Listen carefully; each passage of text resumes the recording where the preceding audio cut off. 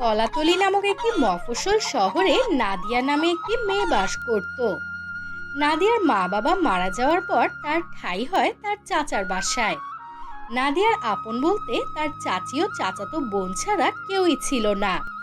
তাই নাদিয়া বাধ্য হয়ে তাদের সাথে থাকতো। নাদিয়ার চাচি তার সাথে খুব খারাপ ব্যবহার করত ও তাকে দিয়ে ঘরের সব কাজ করাতো। তাই তার প্রতিদিন অনেক ক্লান্তি ও মন খারাপ নিয়ে কাটতো। একদিন নাদিয়া ঘরের কাজ করছিল, তখন তার চাচি আসে আর বলে, কিরে, সকাল থেকে দেখি একটি কাজই করে যাচ্ছিস, বাকি কাজ কখন করবি মহারানী? তাড়াতাড়ি ঘর মোছা শেষ করে আমার কাপড়গুলো ধুয়ে দে। আর কাপড় ধোয়ার জন্য অবশ্যই বাড়ির পানি ব্যবহার করবি না, নদীর পাড়ে গিয়ে কাপড় কেচে আনবি, কথাটা যেন মনে থাকে। ঠিক তখনই নাদিয়াদের পাশের বাড়ির এক প্রতিবেশী আসে আর বলে, আরে ভাবি, জানেন ওই যে জঙ্গলের ধারের নদীটায় এক জাদু আছে। আজ আমি যখন আমার শাড়ি কাচতে নিয়ে গিয়েছিলাম তখন কি দেখেছি জানেন? কি দেখলেন ভাবি, বলেন না। শাড়িটা নদীর পানিতে ধুতেই সেটা সোনার মতো চকচক করেছিল। এই দেখে আমি আমার গহনাগুলো নদীর পানি দিয়ে ধুয়ে এনেছি। আপনি আপনার ওই কাজের মেয়েটাকে বলেন যেন তাড়াতাড়ি গিয়ে আপনার গহনাগুলো নদীর পানিতে ধুয়ে আনে, দেখবেন কেমন চকচক করে। এই নাদিয়া, তাড়াতাড়ি আমার সব কাপড় চোপড় নিয়ে নদী থেকে ধুয়ে আন, আমি একটু দেখি কেমন চকচক করে। এরপর আমার দামি গহনাগুলোও নিয়ে ধুয়ে আনবি। তোর মতো মেয়েকে সব তো আর একসাথে দেয়া যায় না, বুঝলেন ভাবি? সব একসাথে দিলে আমার জিনিস নিয়ে ভেগে যেতে পারে। নাদিয়া তার চাচির মুখে এমন কথা শুনে বেশ কষ্ট পায়। তারপর সে কাঁদতে থাকে। তখন তার চাচি রেগে গিয়ে বলে, তোর ন্যাকামো শেষ হয়েছে? ন্যাকামো শেষ হলে যা গিয়ে কাপড়গুলো ধুয়ে নিয়ে আয়। আমার যে করেই হোক ওই নদীর জাদু জানতে হবে। আচ্ছা চাচি, এখনই যাচ্ছি। এই বলে নাদিয়া এক বালতি কাপড় নিয়ে ধুতে চলে যায়। সে কাপড় ধোয়া হলে দেখে সত্যি কাপড়গুলো চকচক করছে। সে বেশ অবাক হয়ে যায়। এরপর সে বাড়িতে ফিরে একটু বিশ্রাম নিতে যায়। তাকে বিশ্রাম নিতে দেখে তার চাচি বেশ রেগে যায় এবং বলে, এই যে জমিদার, এখানে পড়ে ঘুমোচ্ছিস কেন? তোকে কি বললাম আমি? যা গিয়ে আমার সোনার গহনাগুলোও ধুয়ে নিয়ে আয়।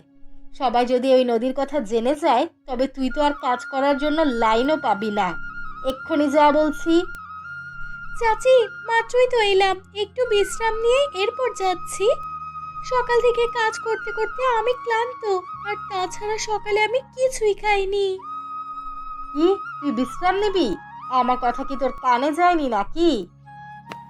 এমন সময় নাদিয়ার চাচাতো বোন সাদিয়া আসে আর বলে, মা, এই মেয়ে সারাক্ষণ শুধু খাবারের কথাই বলে, পেটে যেন রাক্ষস আছে তার।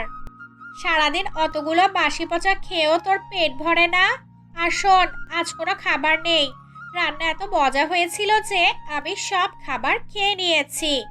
এখন যা তুই মায়ের দেয়া কাজ শেষ কর। নাদিয়া এমন সব কথা শুনে গহনার বাক্স নিয়ে মন খারাপ করে চলে যায়। নদীর ধারে এসে গহনাগুলো ধোয়ার সময় তার হাত পিছলে পুরো গহনার বাক্সটাই নদীর পানিতে পড়ে যায়, আর নিমিষেই বাক্সটি স্রোতে ভেসে যায়। নাদিয়া এই দেখে ভয়ে কাঁদতে থাকে। সে কি করবে বুঝে উঠতে পারে না। মা, বাবা, তোমরা কেন আমায় ফেলে চলে গেলে? প্রতিনিয়ত চাচিরা তো অত্যাচার আমার আর সহ্য হয় না। আজ যদি উনি জানতে পারে আমি ওনার এত শখের গহনা হারিয়ে ফেলেছি তবে আমায় আর আস্ত রাখবে না। তাই আমি ঠিক করেছি আমি তোমাদের কাছে চলে আসব। এই বলে নাদিয়া নদীর পানিতে ঝাঁপ দেয়। এরপর তীব্র স্রোতে তাকে ভাসিয়ে অন্য এক অজানা রাজ্যে নিয়ে আসে। নাদিয়া কোনোভাবে পানিতে হাবুডুবু খেয়ে তীরে পৌঁছায়। সে বুঝতে পারে এই নদীর স্রোত তাকে এক অজানা পরীর রাজ্যে নিয়ে এসেছে। আরে, আমি কোথায় চলে এলাম? এ তো পরীর রাজ্য। আমি কি ভাবলাম আর কি হলো? আমার তো বিশ্বাসই হচ্ছে না। সামনে গিয়ে দেখি তো কাউকে দেখা যায় কিনা, তবে জিজ্ঞাসা করতে পারবো এই রাজ্য থেকে বের হওয়ার উপায় কি। এরপর নাদিয়া কিছু দূর হাঁটতে হাঁটতে সামনে যায়। সামনে গিয়ে সে দেখে সেখানে আরো দুটি নদী, একটি সোনার নদী ও অন্য নদীটি রূপোর। সে বেশ অবাক হয়ে যায়। এমন সময় সোনার নদী কথা বলে ওঠে। সে বলে, নাদিয়া, এদিকে এসো, আমি হলাম সোনার নদী। আমার কাছে আসলে তুমি স্বর্ণ পাবে। তুমি তাড়াতাড়ি আসো আর আমার নদীতে এক্ষুনি ঝাঁপ দাও। এমন সময় রূপার নদীও কথা বলে ওঠে। সে বলে, না না, তুমি ওর কাছে যেও না। ও একটা লোভী ও দুষ্টু নদী। ও তোমাকে কথার জালে ফাঁসিয়ে তোমার ক্ষতি করবে। আর তুমি যদি আমার কাছে আসো তবে তুমি 50টি স্বর্ণ মুদ্রা পাবে, যার বাজার মূল্য অনেক। আর এছাড়াও পাবে তোমার হারিয়ে যাওয়ার সকল জিনিস। এর চেয়ে ভালো সুযোগ আর তুমি কোথাও পাবে না নাদিয়া। তুমি আমার কাছে এসো। হ্যাঁ, আমার তো সেই হারিয়ে যাওয়া গহনাগুলো চাই। এছাড়া আমার আর কিছু চাই না। আমি রূপর নদীতেই ঝাঁপ দিব। এই বলে নাদিয়া রূপর নদীতে ঝাঁপ দেয় এবং সব গহনা ফিরে পায়, সাথে 50টি স্বর্ণ মুদ্রা। এরপর নাদিয়া বলে, তোমাকে অনেক অনেক ধন্যবাদ রূপর নদী। এরপর রূপর নদী তার জাদু শক্তি দিয়ে তাকে আবারও আগের নদীর পাড়ে ফিরিয়ে দেয়। তারপর নাদিয়া খুশি মনে বাড়ি চলে যায়। বাড়ি ফিরে দেখে তার চাচি ভীষণ রকম রেগে তার জন্য অপেক্ষা করছে। এতক্ষণে তোর আসার সময় হয়েছে? কোথায় ছিলি রে হতচ্ছাড়ি? আর তোর হাতে এতগুলো স্বর্ণ মুদ্রা কোথা থেকে এলো রে? তাড়াতাড়ি ওগুলো আমায় দিয়ে দে। আর এগুলো কোথা থেকে পেলি তা আমায় খুলে বল। এরপর নাদিয়া সরল মনে সব ঘটনা খুলে বলে। সব শুনে সাদিয়া বলে, মা, ওর এই স্বর্ণ মুদ্রা দিয়ে আমাদের কি হবে?